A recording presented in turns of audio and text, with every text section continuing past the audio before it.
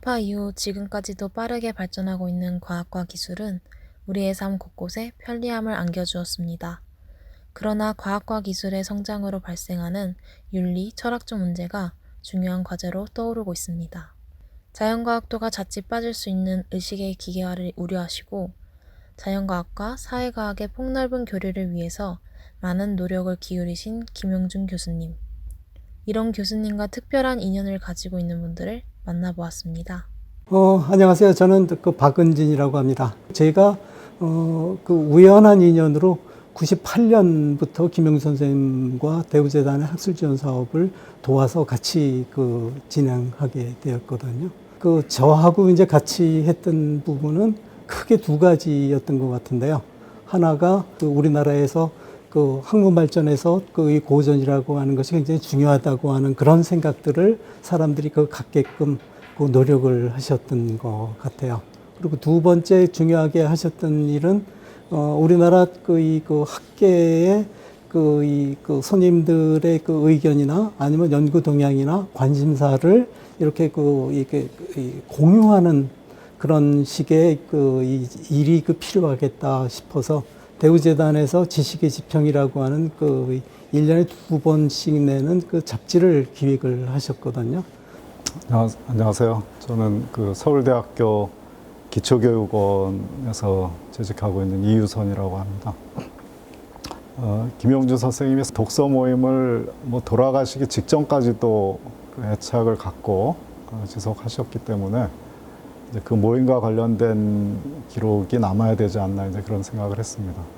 거의 한 35년을 매주 선생님하고 만나서 짧게는 4시간, 길게는 6시간, 그러니까 한 번 만나면 이제 그 정도의 시간을 원서로 철학책을 읽는 이제 그런 모임을 가졌습니다.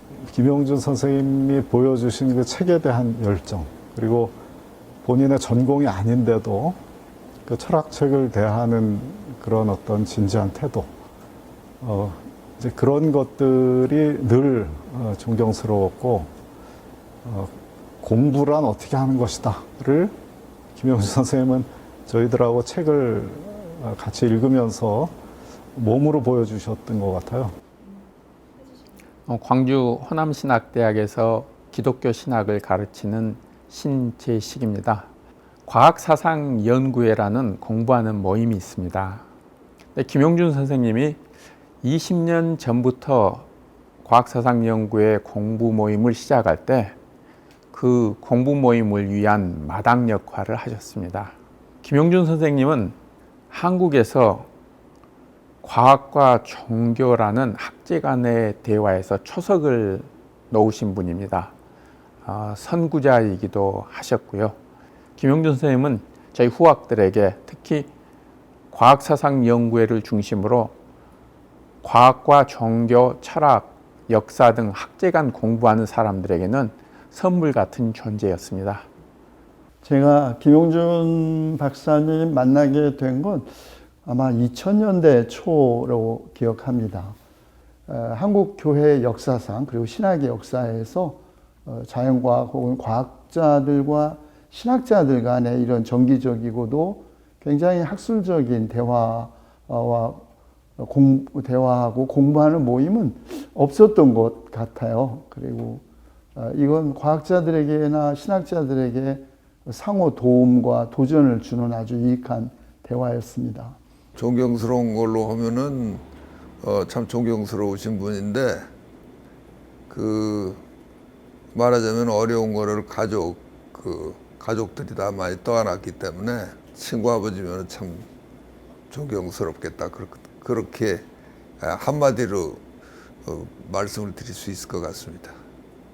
저희 아버지는 그렇게 원칙론자가 아니었고 말하자면은 리버럴리스트죠. 예. 그래서 자기 자신에 대한 건 엄격하지만 바깥 부분에 대해서는 굳이 그렇게 엄격하고 원칙적인 입장에만 고수할 필요는 없다. 그렇게 생각을 하셨던 것 같아요. 학문에 대한 끊임없는 추구하시는 모습이 꼭 학생 때만이 아니라 그 이후의 인생살이에서도 예, 항상 그렇게 노력하시는 그런 모습을 아버지 통해서 봤기 때문에 그 청년의 때에 지금 보이는 것들로 다 판단하지 말고 긴 인생길에 하여튼 늘 그 공부하는 자세, 꼭 그게 뭐 학문이 아니더라도 삶에서도 그런 자세를 이렇게 보여주셨던 것 같아요. 이렇듯 학문의 연구와 후학 양성에 힘써온 김용준 교수님은 사회정의의 문제에도 관심을 두시고 민청학년 사건, 3.1 구국선언에 서명했다는 이유 등으로 2차례 사건에 연루되어 해직되셨습니다. 그럼에도 평생을 책과 함께하는 삶을 살아가시며 과학, 인문학, 종교, 철학을 아우르며 한국 과학의 대중화에 헌신해 오셨습니다. 교수님의 책과 함께한 삶을 잠시나마 들어보았습니다.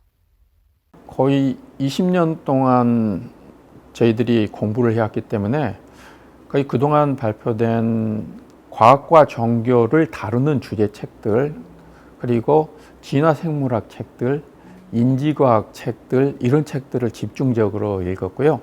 그리고 회원들이 발표하거나 출판한 책들도 그분들한테 직접 발제를 듣고 토론하는 시간을 가졌고요.